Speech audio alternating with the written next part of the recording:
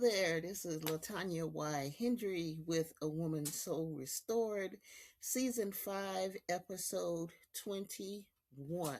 I'm only going to take like 2 or 3 minutes to do this explanation, and then we're going to jump into the episode. This week is Patricia's episode, and we've been having some hiccups with recording. The Lord had put something in my spirit to do, so I couldn't record until it was done. And now it's done, so I can start back either doing commentary or we got some guests lined up to come on. But we've been really having some hiccups with the platform that we record on. Patricia had already done an episode and lost in the translation of AI or wherever it went. We couldn't find it to edit it. We couldn't find it to do what needed to be done. And even with this episode, and that's why I'm on here doing this explanation with my cap on, because I'm on the video, but I'm not supposed to be on the video. And it wouldn't let me edit myself out. It wouldn't let me mute myself. It wouldn't. I was there, and then I walked away, and then I came back for momentarily to help her end. And I don't think that part is on there. And I took out as much as I could. But in the beginning, I'm there just sitting down. But the frame of the background, because this is my office, and I do like baskets and stuff, so it's stuff all over the place in the background, and the main video that's gonna start immediately after this. But I wanted to explain why things are looking like how it's going to look. It's gonna be most of the time the two spaces, Patricia's in one speaking, and I'm in the other. Well, the frame of my office is in the other one, but I'm not there. I walked away and allowed her to do the video, not knowing that I was not going to be able to come back and edit it out. I thought I was going to be able to have the frame with just her and take myself out, but it would not let me do that. Normally I would. I don't know why I couldn't this time, but it didn't. So enjoy what Patricia has to speak about. It's something very important, something that all of us will have to deal with at one point. We'll have to go through, but is something that we, as our family, because Patricia is my biological sister, our family has experienced a lot with this subject matter that she's going to talk about, and she's going to get into that as she goes into her commentary for today. So you'll be seeing more of her doing her own segments, and Tamara doing her own segments, and we're still going to have guests, and I'm still going to be doing commentary. But this is a breakout episode for Patricia to go ahead and um, get her lead on doing commentary about things in her field regarding mental health. I am Latanya Y. Hendry, taking a break this week. We haven't recorded in, I think, 3 weeks, maybe a month. So we're coming back, but we're going to come back with power, with force, and with God on our side. So I hope you enjoy this week's episode. Please leave us a note, or leave a question, leave a comment. Just let us know if you're enjoying the content we're putting out and what we're doing. So I'm gonna do a preempt ending, because in her ending she didn't do it. She exited, but she didn't do the ending. So if you would like to send an email, send it to a woman's soul restored at gmail.com. The website is www.livelifenowlovelifenow.net, and the Facebook page is A Woman's Soul Restored. So we're going to go ahead and get right into the topic for this week. Be blessed. Hi, everyone, and welcome to A Woman's Soul Restored. I'm your host today, Patricia Wiggins, Plumber, and today I want to talk about something that's very dear to my heart, something that we cannot avoid, something that really nobody wants to talk about, nobody really wants to do, and a lot of times we don't prepare for.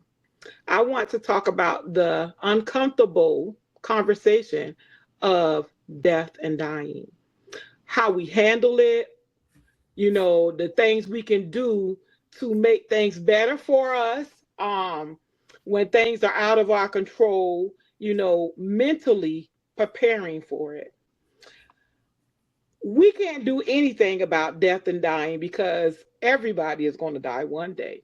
That's a harsh reality, but that's one of the realities that we all have to accept, being living and then dying. The thing is, we have to learn how to handle it. We're all going to leave here one day, and we're going to leave loved ones behind, uh, job, everything, and our loved ones are going to leave. So how do we handle this? Something that we can't do anything about, that's going to automatically happen. Now, when it comes to dealing with people passing away, the thing is how we handle it. We can never really prepare for it. Yeah, we sometimes, if we know a loved one is going to pass or whatever, sometimes we can say, if someone got cancer or something, we're going to react this way or that way, but it hadn't happened yet. So we really don't know. But my thing is dealing with it, being able to catch a grasp of yourself. A lot of times people sorrow and they over sorrow when it comes to death. When I say over sorrow, they are so out of it till they start making themselves sick, in which it becomes, a health issue. Nobody can tell you how to sorrow, when to sorrow, or how long to sorrow. But the thing that I want to say is, when we do sorrow, make sure that our health is taken care of. Making sure that we calm as much as possible. But we do want to be able to grips the reality that that person is gone, and it's nothing that we can pretty much we can do about it. So being able to just think of the moments that was good, and seeing the person, how they were, helps with that. Mentally, it helps a lot. And my thing is treating everybody right, treating everybody how you would want to be treated. um I had an experience one time when, a couple of years ago, somebody that was not in our direct family, but they were kin to a family member. And this person, this young lady, she was about 29, and she passed away. She was ill, and her friend was at the funeral, and she was screaming and hollering and crying and hooping. No, I'm not saying that you can't do that, but when she went up there, she was saying, she was crying uncontrollable, and she said the last thing that her and the person did was argue, and she never got it straight with her. And she said that that situation wasn't even important, that it wasn't even really that serious, and she hadn't talked to her friend in about a couple of months. And she said they could have squashed it, but she didn't. She didn't want to talk to her. And she said the situation wasn't even bad, but she just was stubborn and didn't want to think. And she was crying, man. And I mean, I felt sad for her. It's nothing that she can do about it now because the person is gone.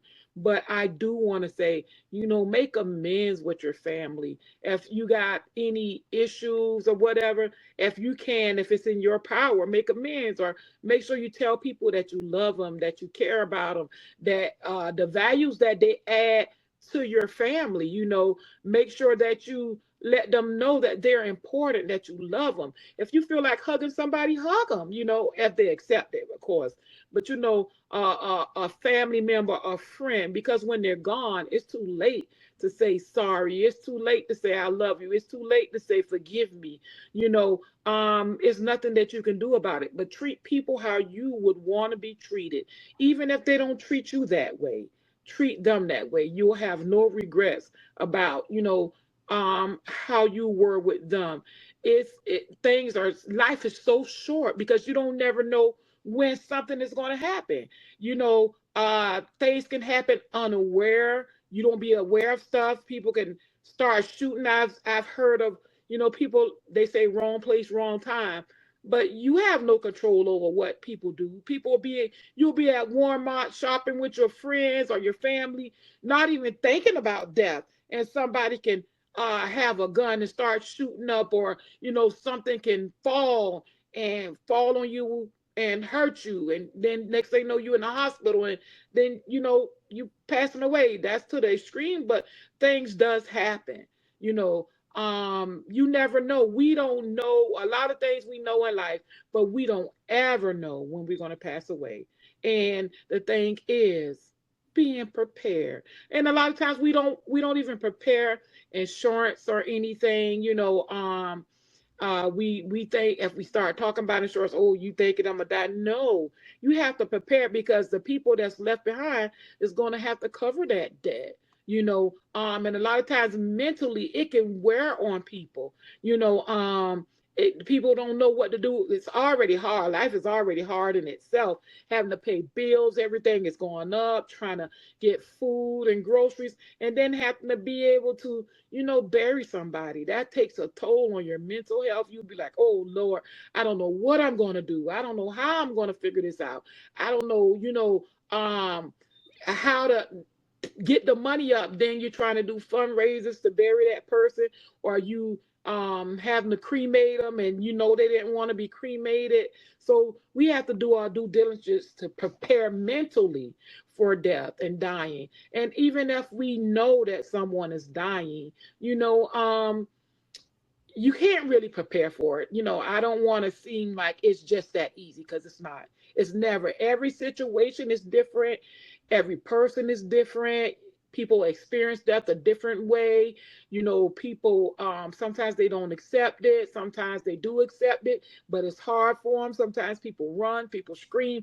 Nobody can tell you how to sorrow, but being able to deal with it, it is the thing. I ask that you just, if you need to do research how you can kind of handle things. I know it's good to accept it. Once you accept it, then try to do your regular routines. That'll help you mentally. Doing your regular routines, and think about that person as if they were still there. That's how I overcame a lot, because I've experienced a lot of death. I lost my mom when I was 9. I lost my dad when I was 25. And my dad and my mom wasn't together, but when my mom died, we experienced a lot of hardship. I had to stay with my sister, and she took care of us. And then I lost her when I was 16. She was 25 when she started taking care of us, and she was 32 when she passed. So she only took care of us a short time. And as a child, I was 16 when she passed. It was like it took a toll on me mentally. I was doing things like cutting myself, banging my head against the wall, because I wanted to die too. I wanted to commit suicide. And that is another uncomfortable topic that we sometimes have to face. Mentally, sometimes death can just really run rapid over people in their lives, and things like that. Suicide is never easy subject to handle. If you discover someone that you know or love is thinking about suicide, it's best to try to get some help. Help them as much as possible. Talk to them. Be by their side. Don't tell them, oh, you stupid or crazy if they say something about suicide. No, try to at least help them, get a grasp on themselves, or, ask them, do they need anything? Is there anything that you can do, to help them mentally? You know, call a suicide control center, not control center, but help center, get them some help mentally. If you have to take them, Memorial is one of the hospitals that you can take them to, and they can pretty much get them in Georgia Regional, or whatever, or mental health hospital, to try to get them the help that they need. I had a person that's a friend of our family, and she had a son that recently committed suicide, and he was grieving the loss of his brother. He was in jail when his brother passed away through gun violence, and he felt that if he was out of jail, he could have helped his brother. And his mom and everybody was talking to him. She tried to get him some help, try to take him places and help him or whatever. She tried not to leave him home by himself. Everything that she tried to do to help him, She did whatever she could do, she did. And just one day she um ended up going to work or whatever, and he was home by himself. She asked him, is he all right? He said he still was, handling with his brother's death. His brother had died a couple of years ago, but he was in jail, so he had just recently got out, maybe 2 months. He was home by himself, and his thoughts got the best of him. Mentally, he was not handling it. He was not controlling it, and it told him to get a gun. His mind told him to get a gun and kill himself, and he'll be much better off. He was over sorrowing about his brother, and he got the gun and he blowed his brains out. And that did something to my heart. We all mourned him, we all cried, but I just thought about his mama. She had to come there and she had to find him like that. And guess what? The ambulance didn't clean up the brain matter that was all over the room. His mama had to do that. She was trying to find somebody to do it for her, a cleaning company, but they charge an expensive a lot. Just imagine her thoughts having to deal with her son being dead and then cleaning up after that, and then he's not going to be there, and what more she could have did to help him. So if you have any suicidal thoughts, tell somebody. Maybe somebody can help you. It's hotlines that you can call, hospitals that you can visit, and just voice it. Don't suffer by yourself. Dealing with that, with death, that's a lot to deal with. And so I tried to encourage her, and I tried to see if she was okay, because a lot of times that trigger people. When somebody commits suicide, just like his brother being killed, it triggered him to want to commit suicide, not be in there for him. So I just want to encourage any and everybody, just do your due diligence to be there by your loved ones, support everybody, because you don't know when somebody's going to pass, and you don't know if somebody, is thinking, because not all the time people that want to commit suicide voice it. They don't always voice it. They'll have it in their head, and they, don't want you to know, because they sometimes they feel unvalued, or not loved. So do your due diligence to love on your people as much as possible. Tell them you love them. Tell them you care about them. Give them a hug. I mean, each and everybody, even if you sometimes have disagreements with that person all the time, let that person know that they're valuable. We can all forgive things that people, do and say. We might have little arguments here and there, but forgiveness is one of the key factors. You have to let stuff go mentally.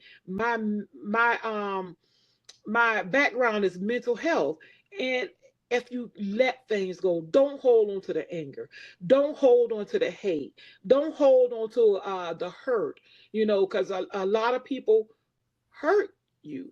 I had an experience one time. I had were dealing with death, and this was a hard thing for me to do, but it wasn't so hard, because I love this person. I had a person that when my mom died, that person hurt me, tried to molest me. And when they were passing away, I was right there. And I was holding their hand. And I had to deal with the fact that they was about to leave. And they said, I'm sorry for everything I ever did to you. And I was about maybe 20, 21 then. And I held their hand and I said, don't worry about it. It's okay. I've been forgave you, and I loved on them. I held their hand as they was dying. They died holding my hand. We were in the hospital, but they died holding my hand. You, even with the worst things, a lot of times we have to forgive, because if we hold on to that, sometimes it causes sicknesses.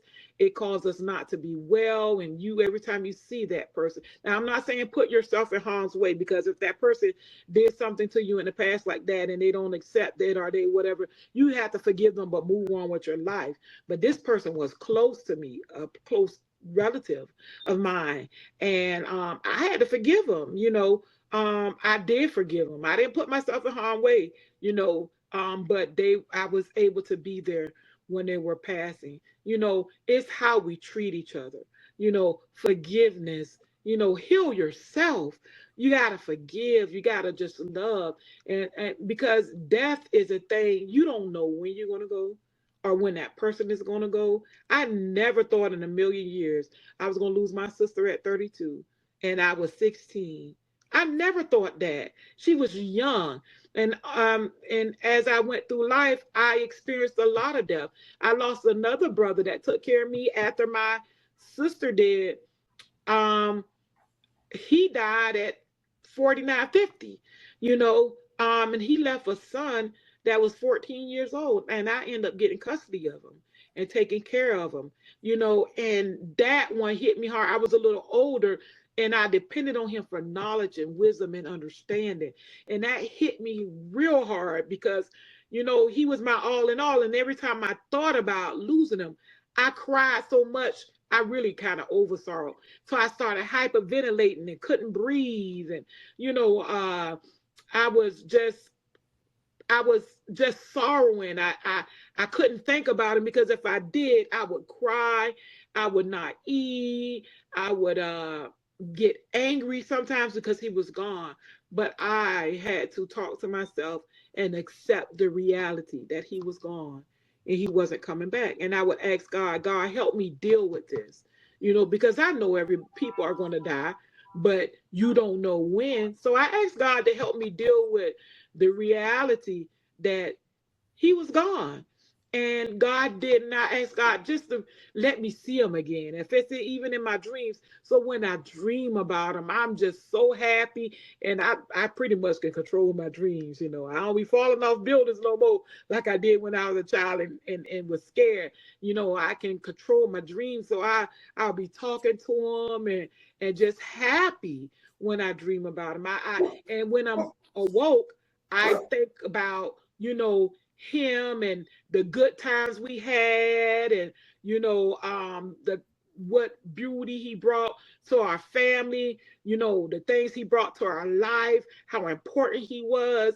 And man, it makes me feel better because he was suffering. He passed away from cancer. We pretty much thought God was gonna heal him, but he said he was ready to go. And God honored that. And I just had to I had to deal with it. I wanted to move on, but I didn't make any sudden just picking up and drastic change. I didn't make drastic change. Take your time and do things.